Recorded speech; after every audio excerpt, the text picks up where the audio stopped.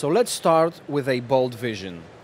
What is the future of education? What should it look like? Well, I think actually the future of education, we've already lived it. Because I think it looks much like natural things for humans to do. I think we should teach our kids again to talk with each other, to be with their families, to develop the human values, focus on who they are, who they can be. I think we've done it wrong the last 20 years trying to find the worker inside each other, right? Oh, you're an architect, you're a journalist, you're a... Okay, but what are your soft skills? Like, are you a leader? Are you a... Do you have empathy? Are you a fun person to be with? Do you know how to develop teamwork? And that's what the future of work is looking like. So why not the future of education? Mm-hmm. So I think it's all a circle. And maybe we've gone through all the circle of educating people to be workers and, putting work in the top of the pyramid scheme and success and whatnot. And maybe we have to go back a few centuries and talk again about what it is to be human and what it is to be empathetic, sympathetic, psychology, philosophy. I think that's the core of the revolution of the education of the future. I'm convinced. Because the future of education only makes sense in context of future of work. Exactly. And this is the subject of your keynote speech, the future of education and the future of work. So moving on to the future of work, what kind of changes are necessary for it to be more humane? Exactly. Well, they are strictly related because the present of education is the future of work. So if you take generations on how they've been educated in school, then you can see 10, 15, 20 years after that, how they're evolving in the workspace. That's why it's been so difficult for people in my generation who were taught in a classroom with a teacher, under that paternalistic view of the teacher. And now I get to the workspace and I'm asked to collaborate. I'm asked to lead, especially in the startup world, in the tech world. I'm asked to be an innovator. Mm-hmm. How? I mean, I'm not educated that way. I'm educated to follow, to stay silent for 2 hours in a classroom. Now you want me to lead, to innovate? Well, I'll do it because it's in me. But I had to discover it myself. And no one ever taught me how to look into myself and find what's the real person that I can be from education to workspace, because they're strictly related. I mean, we educate people so they can work. Mm-hmm. Talking about, obviously, professional education. But I think they have to come together in a way that we can educate kids, not only kids, but starting with kids, in a way that they discover who they are, who they can be, in reality. Like, you're not a leader, it's okay. You're a follower. Just take that part in society, be happy with your role in society. And that way, it's possible that we see organizations that work with much more efficiency, and that work better. It's for me, it's like an obvious conclusion of that path. Obviously, it takes time, it takes resources. It's not that easy as we're talking, but I can see it happening. I think we are living in a moment where there's a great opportunity to evolve this new ecosystem, if you want. So, in your opinion, what are the key trends, innovations, technologies that shape the future of both education and work? For me, the main one is decentralization. Decentralization. Exactly. Mm-hmm. With technology right now, with remote work, with the amount of stuff that we can do not being physically together, people have to know how to evolve and how to share and how to grow in an environment which is decentralized. Not in the vertical pyramid that we used to have where, I'm the worker and I just sit down and I learn from my boss. And then when my boss quits, I get his job and blah, blah. But on the same level. Mm-hmm. Because the thing right now with decentralization and the change in the trend of people adopting technologies, and I said in my keynote, it's really difficult for a 50, 60-year-old to teach technology to a 20-year-old. It's really difficult. And it's really difficult for a 20-year-old, if not impossible, to teach experience to a 50-year-old who's been, 50 years in business and knows everything about the business. So why do we put them in a vertical stage? Why do we put one on top of another? Why don't we make them collaborate at the same level? They don't have to have the same salary. I'm good with that. I'm not talking about that. But make that collaboration possible. So when they communicate, they both learn. So for me, the biggest trends and the companies that I'm seeing, succeed in the organization of the companies is the one where the culture is horizontal. And it grows like blockchain, it grows by nodes, not the ones that are vertical. Because the thing is, the kids right now, they come up, they come up seeing that they have to, stay silent in class, we were talking before, follow the teacher, follow the rules, blah, blah. And then they come to an organization and they do the same.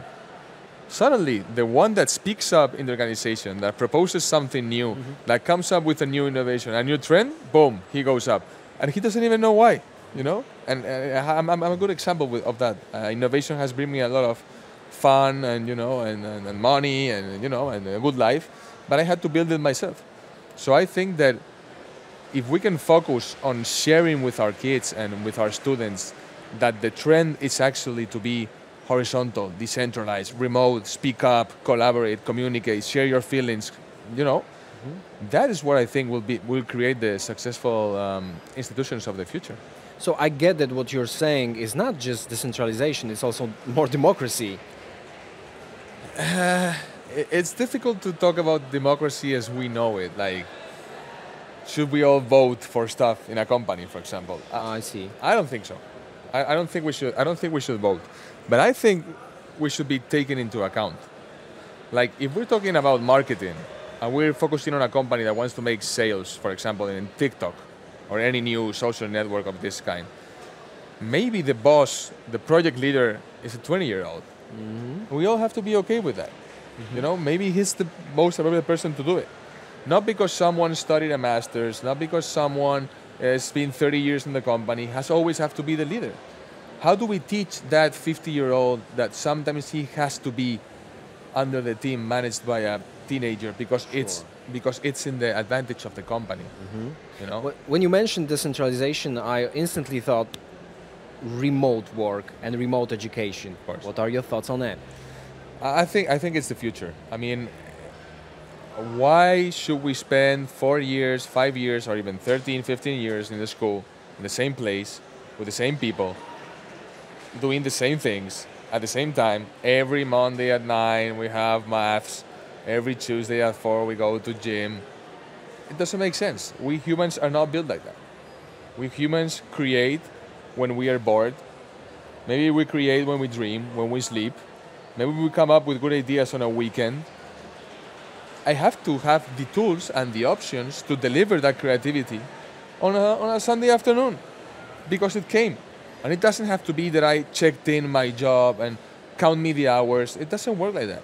And I think that system, the centralized system of, following the hours on Monday to Friday and 9 to 5, I think what it does, it cuts a lot of creativity and a lot of talent because creativity doesn't happen when you want. It happens when it wants. So you just have to keep it going.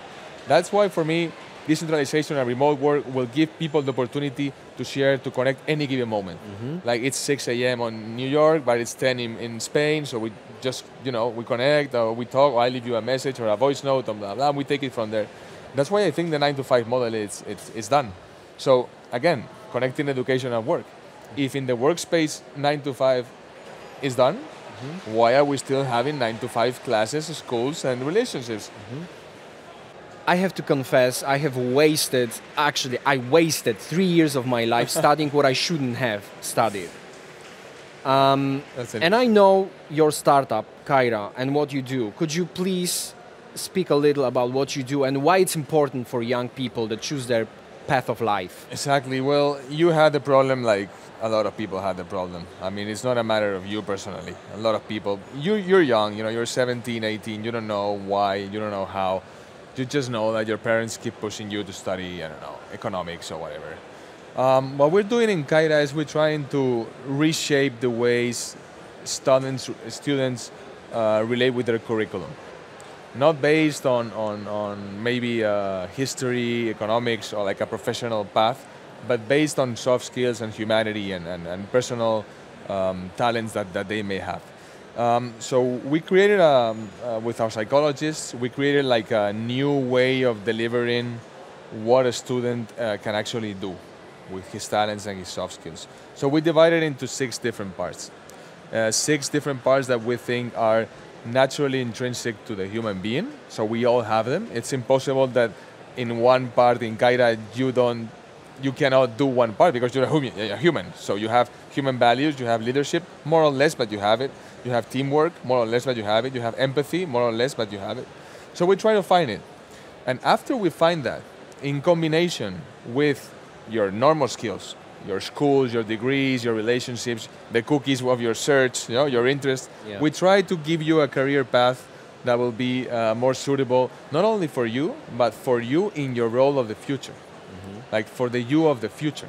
So I think in that way, we create a little bit of anticipation and we give more tools to the student to say, hey, I'm 18, I'm 19, or I'm 40, and I'm trying to reskill or upskill or whatever. Caira doesn't have a particular age group.